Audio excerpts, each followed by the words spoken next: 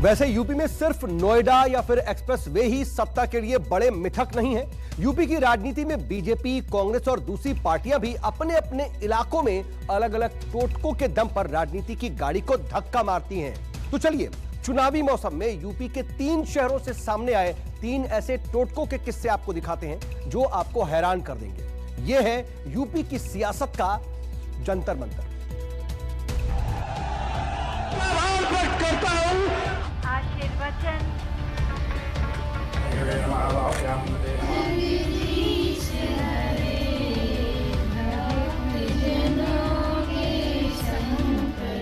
जीत के लिए कुछ भी करेगा, हाथ जोड़ेगा, पैर पड़ेगा, माथा टेकेगा, दरवाजे दरवाजे जाकर वोट मांगेगा।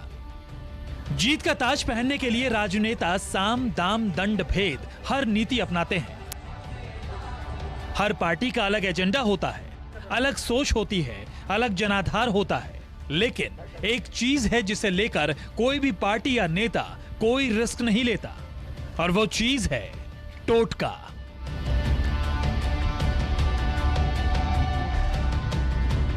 यूपी में चुनाव है और लखनऊ के माल एवेन्यू का ये उत्तर प्रदेश कांग्रेस कमेटी का दफ्तर एक बार फिर अपने अनोखे टोटकेबाजी के लिए चर्चा में है।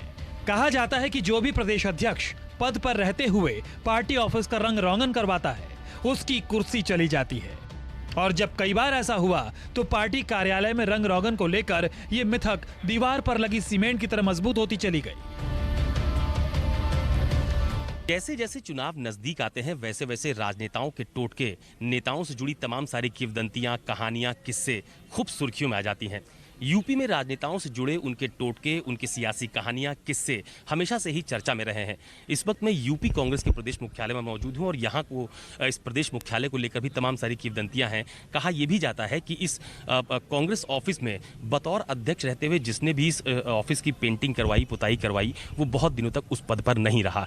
इसके अलावा ये भी कहा जाता है कि कांग्रेस ऑफिस में जो भी पेंटिंग का काम होता है वो जो मौजूदा प्रदेश अध्यक्ष है अगर वो करवाता है तो बहुत समय तक उस पद पर नहीं रहता है।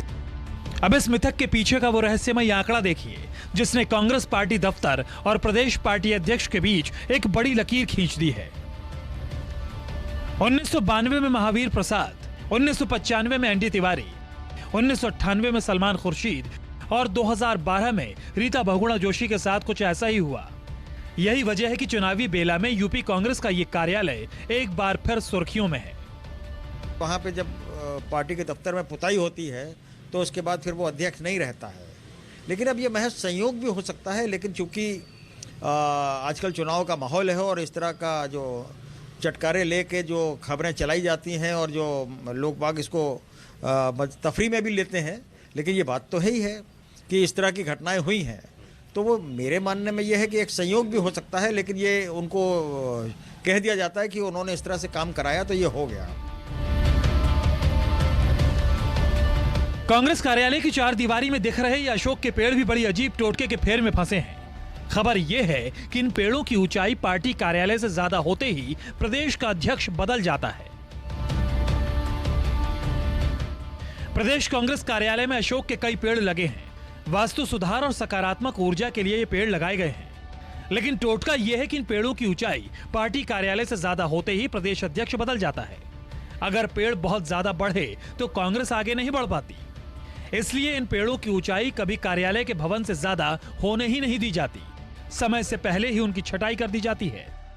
कांग्रेस ऑफिस के ठीक सामने ये जो अशोक के पेड़ आप पीछे देख पा रहे हैं, दरअसल इनकी भी समय समय पर छटाई करवाई जाती है और इसके पीछे जो किंवदंती है, कहानी है, वो ये है कि ऐसा माना जाता है और यहाँ के नेताओं में इस बात की खूब चर्चा भी रहती है कि अगर इन अशोक के पेड़ की ऊंचाई कांग्रेस मुख्यालय जो है यानी कांग्रेस का जो ऑफिस है अगर उससे ऊंची हो जाती है तो भी जो नेता होता है उसको नकारात्मकता झेलनी पड़ती है, उसको अपने पद से हटना पड़ता है और ये पार्टी के लिए भी ठीक नहीं होता है। तो आमतौर पर यहाँ के नेताओं में इस बात की खूब चकल्लस और चर्चा रहती है कि इन पेड़ों की समय से छटाई हो सके। हालांकि इन पेड़ों को यहाँ पर काफ़ी समय पहले लगाया गया था, तो अभी भी इस बात का खास ख्याल रखा जाता है कि इन पेड़ों की समय समय पर छटाई होती रहे और वो कांग्रेस की जो मुख्य बिल्डिंग है उससे ऊंचे ना हो पाएं। और कांग्रेस की इस जो मुख्य बिल्डिंग है इसकी पुताई को लेकर भी, पेंटिंग को लेकर भी तमाम सारी चकल्लस और तमाम सारी जो किंवदंतियां हैं वो इस समय नेताओं के बीच में सुर्खियां बटोर रही हैं।